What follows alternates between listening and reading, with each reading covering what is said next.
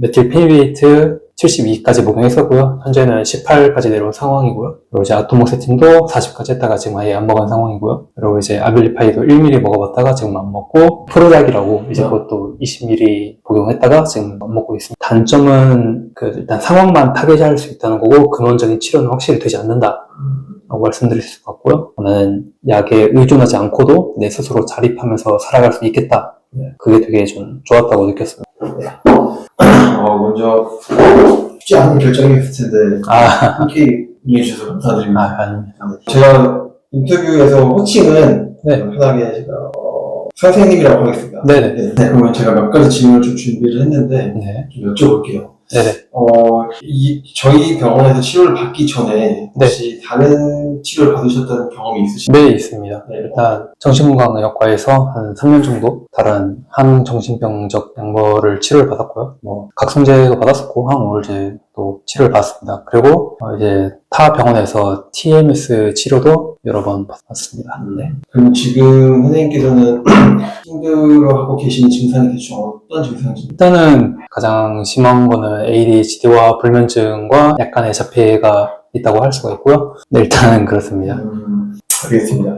그러면 3년 전에 처음 치료를 시작하셨다고 하셨는데 네네. 내가 치료를 받아야겠다고 하는 계기가 있으신가요? 제가 이제 10대나 20대 초반까지는 그냥 성격이나 좀 체력적인 부분이 좀 미진해가지고 애들을 못 따라가나 라고 생각했었는데, 이제 군대에서는 애들이 다 통제되어 있고 일정한 생활 패턴을 다 갖고 있는데 나만 너무 뒤처지는 것 같고 뭔가 좀 정신이나 신경학적으로 문제가 있는 것 같다고 느껴가지고, 그러면 ADHD 치료를 받아볼까라고 느꼈습니다. 그리고 또 한 가지는 이제 제가 교제를 했던 여자친구가 의료업에 종사를 했는데 너무 전형적인 ADHD 환자의 모습 같다? 라고 조언이 있어가지고 병원 가게 된 계기도 있었어요. 그러면 처음 그 3년 전에 처음 병원에 내원하셨을 때 진단받았던 병명이 혹시? 일단은 ADHD라고. 그럼 이제 그때부터 이제 정신과 항정신세 약물을 복용하신 거예요? 네.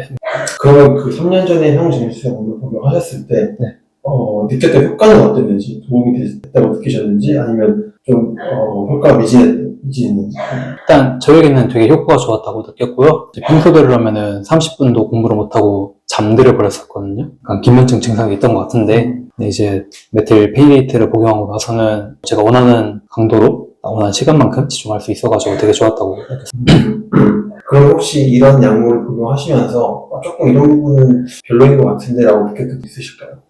일단 제일 큰 거는 불면증이었고요. 약간의 탈수 증상을 동반하는 거를 제외한 딱히 없었습니다. 그러면 심각한 부작용까지는 아니잖아요. 네네. 그러면 이 약을 먹었을 때 약간 잠이 안 오는 정도, 그리고 약간 탈수 정도, 이렇게 제가 이해하면 될까요? 근데 이게 저한테 크게 다가왔어가지고 일단 잠을 못 자니까 그 다음날 생활 패턴이 엉망이 되다 보니까 그 순간만큼은 되게 좋았는데 다음날 되면 후폭풍이 있고 좀 안 좋았죠. 그러면 그 약을 얼마 동안 복용하신 건가요? 3년째 지금 복용하고 있어요. 지금도 되게 적은 용량만으로 복용하고 있고요. 혹시 어떤 약물을 복용하셨는지도? 네, 일단 메틸 페니베이트 72까지 복용했었고요. 현재는 18까지 내려온 상황이고요. 그리고 이제 아토모세틴도 40까지 했다가 지금 아예 안 먹은 상황이고요. 그리고 이제 아빌리파이도 1ml 먹어봤다가 지금 안 먹고, 프로작이라고 이제 그것도 20ml 복용했다가 지금 안 먹고 있습니다. 72ml라고 하셨는데 굉장히 고용량. 네. 성인이 받을 수 있는 최대 용량이 72. 그러면 그 약을 먹었을 때 약간 각성이 확 되는 느낌이 있는 건가요? 네, 맞습니다. 그러면 그런 약을 먹고 공부를 한다든가 이럴 때 집중이 훨씬 잘 되는 거예요? 네. 아무래도 각성이다 보니까 잠이 좀 덜 오고 이런 게 있었던 거예요. 그럼 이 약물을 좀 줄여야겠다, 아니면 복용을 그만하고 싶다라고 느끼시는 계기? 일단 제가 70일을 계속 먹다가 잠이 너무 안 와가지고 매일매일 밤을 샌 상태로 있으니까 이거 도저히 아닌 것 같아가지고 다른 대안이 뭐가 있을까 하다가 일단 TMS를 받게 됐고요. 그 다음으로 부분의 합은 전체가 아니다라는 말이 있잖아요. 네네. 그 말에 제가 좀 좋아하는 말인데, 그럼 한의원에 혹시 대안이 있을까 해가지고 여기를 찾아본 것도 있어요. 그러면 잠이 잘 안 왔다고 하셨는데 네. 얼만큼 잠이 잘 안 오셨어요? 심할 때는 4시간 누워있어야 잠이 안 왔고요. 뭐, 단시간은 누워있어야 잠이 왔고요. 근데 이제 제가 콘스타를 먹기 전에도 30분 누워있어야 잠이 왔었어가지고 약간 불면증은 계속 있었어요. 근데 이게 콘스타 먹으면서 완전 증폭이 돼버린 케이스라가지고. 그럼 결국에는 불면증이 가장 큰 이유였네요. 끝나는 그렇죠. 네. 그럼 방금 말씀하시면서 내가 다른 대안 찾아봐야겠다 하면서 네. 찾아봤던 게 이 한의학적 치료라고 말씀하셨는데 네네. 사실 그 선생님께서는 현대의학 쪽에 많이 좀 지식을 갖고 계신 걸로 알고 있어요. 네네. 그래서 그런 쪽에서 공부를 하셨던 분이 한의학 쪽에 대해서 이런 걸 좀 이해하시기가 좀 어렵지 않으셨는지. 왜냐면 사실 접근하기가 쉽지는 않을 거라 생각을 했거든요. 근데 저도 이론적으로 완벽히 알고 있는 거 아닌데 제가 철학도 오래 공부를 했었거든요. 그래서 이제 아무리 현대 과학이 정량적으로 모든 걸 다 명제 단위로 잘라가지고 판단을 한다 해도 그거는 판단할 수 없는 범위가 계속 있기 때문에 판단할 수 없는 게 많이 있고 측량 기술이 발전이 안 돼가지고 발견하지 못하는 것 뿐이지 확실히 한의학도 뭔가 대안이 될 법한 요소가 있을 것이라고 생각했어요. 좀 거부감 같은 건 어떠셨나요, 처음에? 처음에는 거부감이 좀 많았죠. 왜냐면 제가 주변에 의료인 친구들이 많이 있는데 이제 그 친구들이 한의학 보고 한무당이라고 얘기를 하니까 처음에는 좀 거부감이 많이 심했는데 혹시 이렇게 몸으로 체감하고 나니까 좀 줄어든 것 같습니다. 그러면 한의학 치료 한번 받아봐야겠다 했을 때 기대되는 점이었나? 또는 반대로 우려됐던 점들이 있었나요?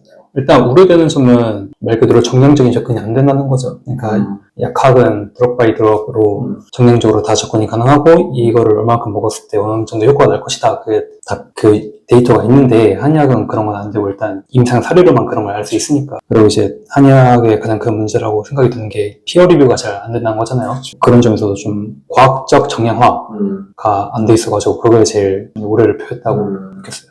그러면 저희 병원에서 치료를 받으시면서 네. 선생님께서 느끼셨던 진료 과정 이런 것들을 좀 설명해 주실 수 있으실까요?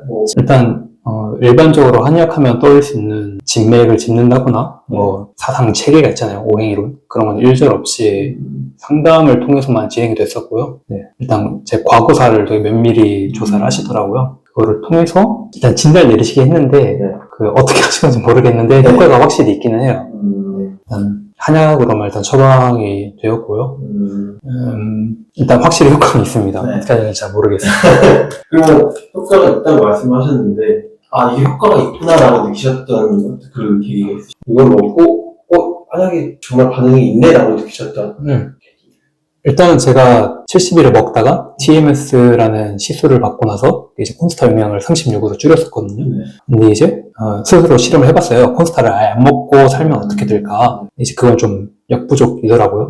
이제 그러고 나서 한약을 먹은 후에 3개월 이상 충분히 먹은 후에 콘스타를 아예 안 먹고 일상생활을 해봤는데 잘 돼가지고 확실히 한약이 효과가 있나 보다라고 스스로 임상실험을 했어요. 그리고 또 한 가지는 이제 SSRI 계열 항정신제 약물을 먹으면은 감정이 많이 컴프레싱이 되잖아요. 근데 이제 그거랑 똑같은 효과를 한약에서 느껴가지고 또 확실히 효과가 있겠다라고 느꼈습니다.